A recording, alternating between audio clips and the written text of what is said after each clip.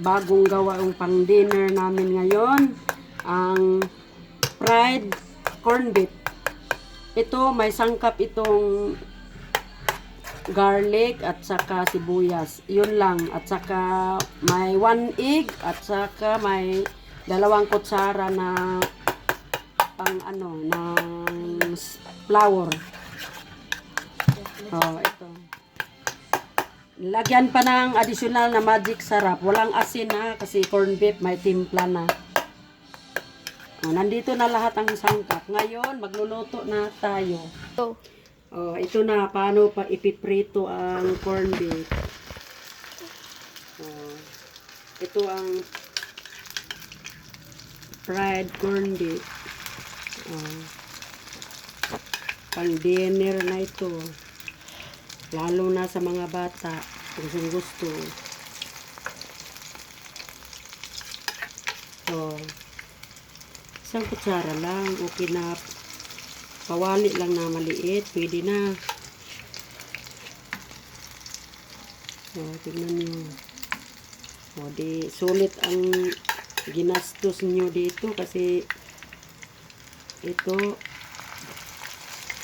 kunti lang ang ingredients.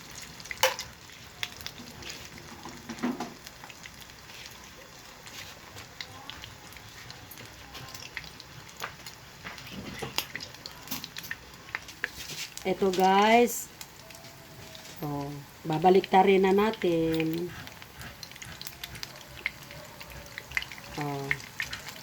Diba? Diba? Maganda. Oh, sulit ang budget mo. Lalo na ngayon na ang mahal-mahal ng bilihin. Oh, tignan mo, brownies na siya. Ito, pag naluto ito, magiging crispy na to. Masarap na hapunan.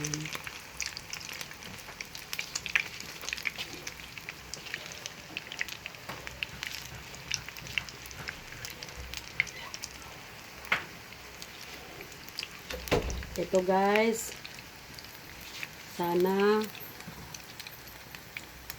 makita ninyo ang luto ni Betes Cooking Show. Ito ay fried corned beef.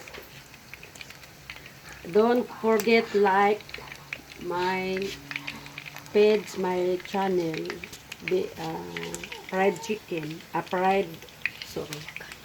corned beef, fried corned beef. Don't forget to subscribe on my channel.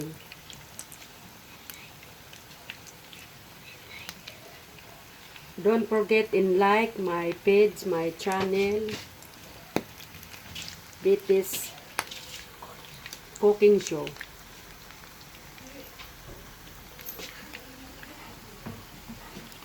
Oh, dito na, oh, crispy na siya, oh.